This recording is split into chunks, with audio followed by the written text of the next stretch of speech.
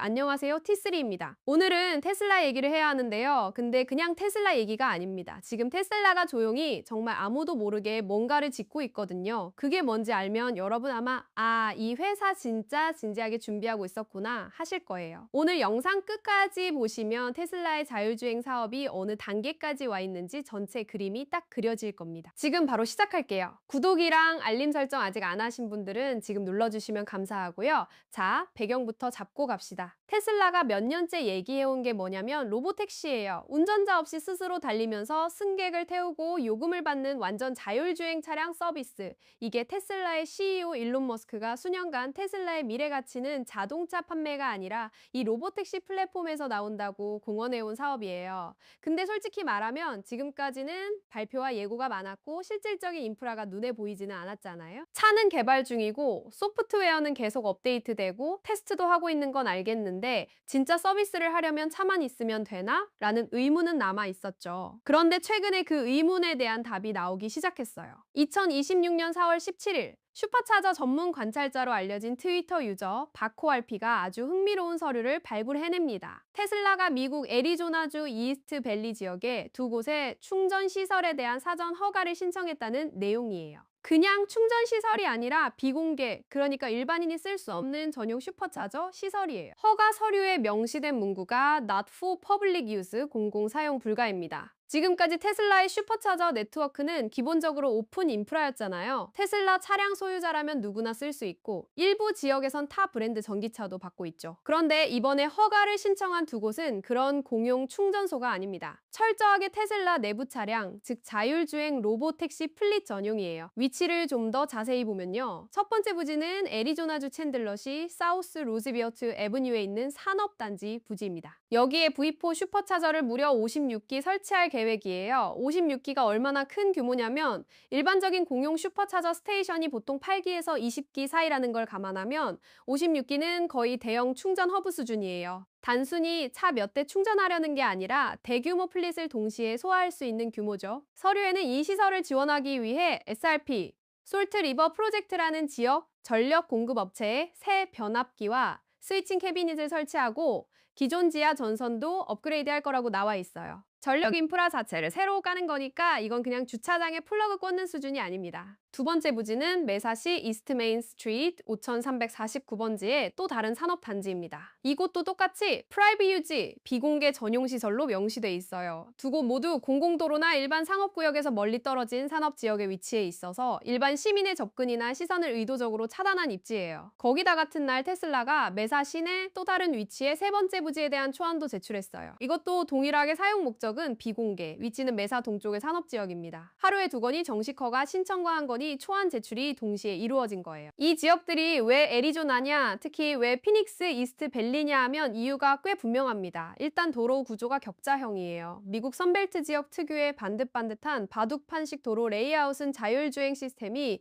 경로를 계산하고 판단하는데 훨씬 수월한 환경을 제공해요. 변수가 적고 예측 가능성이 높은 도로 구조죠. 두 번째로 날씨예요. 애리조나는 연중 맑은 날이 극도로 많습니다. 자율주행 차량의 카메라는 비나 눈, 강한 역광 등에 의해 성능이 저하되는데 피닉스는 그런 기상 조건이 드뭅니다. 카메라 기반 자율주행인 테슬라 FSD에게는 사실상 최적의 테스트이자 운영 환경이에요. 세 번째로 규제 환경입니다. 애리조나는 이미 오래전부터 자율주행 파일럿 프로그램의 우호적인 주였어요. 웨이모가 자율주행 로보택시를 일반에 처음 상업 서비스한 곳도 바로 피닉스였죠. 즉, 테슬라 입장에서 애리조나는 기술적으로도 기후적으로도 법적으로도 가장 먼저 시작하기 좋은 무대인 겁니다. 그럼 이제 충전기 종류를 볼게요. V4 슈퍼차저입니다. 테슬라의 현재 가장 빠르고 효율적인 충전 세대예요. V4는 단순히 충전 속도만 빠른 게 아니라 양방향 충전을 지원해요. 양방향 충전이 뭐냐면 차에서 전력을 빼서 다른 곳에 공급할 수도 있다는 거예요.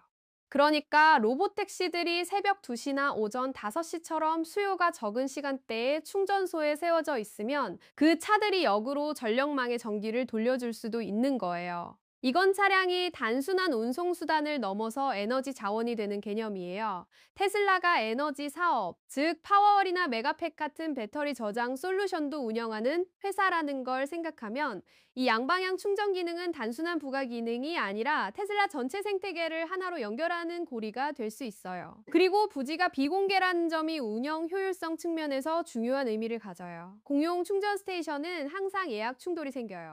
누군가 충전이 느린 차를 너무 오래 세워두거나 급속 충전이 필요한 차가 기다리거나 반달리즘이나 외부 사람으로 인한 훼손 위험도 있고요. 로보택시는 24시간 운행하는 고가동률 차량이기 때문에 다운타임을 최소화하는 게 수익성에 직결돼요. 전용 시설을 가지면 충전 사이클을 최적화하고 차량 청결 관리도 하고 보안도 유지할 수 있어요. 플릿 운영의 핵심 변수들을 전부 통제할 수 있게 되는 거죠. 재밌는 포인트가 하나 있는데요. 이번 허가 서류에 V4 슈퍼차저가 명시돼 있는데 사실 테슬라의 차세대 로보택시 전용 차량인 사이버캡은 무선 충전 방식을 채택할 가능성이 높다고 알려져 있어요. 테슬라가 사이버캡을 애리조나에서 테스트하는 장면이 이미 여러 차례 목격됐는데 독특한 충전 방식을 쓰는 것으로 확인되면서 화제가 됐어요. 그렇다면 왜 허가 서류엔 V4 슈퍼차저가 들어가 있느냐? 몇 가지 해석이 가능한데요. 아마도 초기엔 기존 전기차 모델들이 로보택시로 먼저 투입되고 이후 사이버캡이 본격 가동될 때 무선 충전 인프라로 전환하거나 병행하는 방식일 수 있어요. 아니면 V4 인프라를 먼저 깔아두고 나중에 무선 충전 패드를 추가하는 단계적 접근일 수도 있고요. 어느 쪽이든 지금 이 허가 신청은 일단 인프라를 확보하고 보자는 테슬라의 의지를 보여주는 거예요.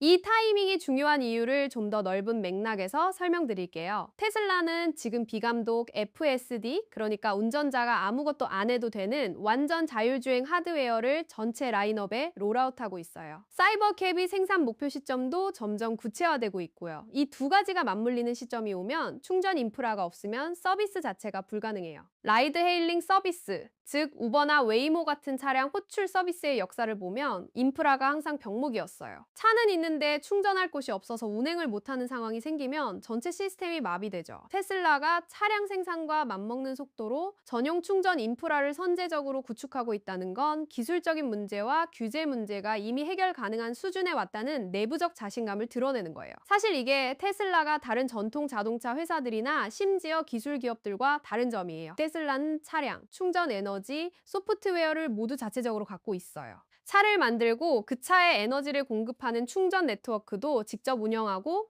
그 차를 움직이는 자율주행 소프트웨어도 자기 것이에요. 외부 업체의 의존도가 극도로 낮은 수직 통합 구조예요. 이번에 짓는 로보택시 전용 슈퍼차저는 그 수직 통합 생태계의 마지막 퍼즐 조각 중 하나를 채우는 거라고 볼 수 있어요. 정리하자면요. 테슬라가 애리조나 이스트 밸리의 챈들러와 메사 두 곳에 일반인 출입 불가인 로보택시 전용 V4 슈퍼차저 시설의 사전 허가를 신청했어요. 챈들러에만 56기의 충전 스탠드가 계획돼 있고 전력 인프라까지 새로 간 대규모 시설이에요. 같은 날 메사 세 번째 부지 초안도 함께 제출됐어요. 이 시설들은 외부 간섭 없이 충전 사이클을 최적화하고 플릿을 안전하게 관리하기 위한 용도이고 V4의 양방향 충전 기능은 여기서 로보택시들이 피크 오프 시간대에 전력망에 에너지를 되돌려줄 수 있게 해줘요. 전기차 충전이 라이드 헤일링 확장의 항상 가장 큰 병목이었다는 점에서 차 양산 전에 이 인프라를 먼저 확보하는 건 매우 의미 있는 신호예요. 테슬라가 여기서 멈추지 않을 거라는 건 분명해요. 애리조나가 첫 번째 시장이 된다면 이 모델은 다른 도시로 복제될 가능성이 높죠. 어떻게 흘러가는지 T3에서 계속 추적할게요. 오늘 영상이 도움이 됐다면 좋아요 한번 눌러주시고요. 다음 영상에서 봐요.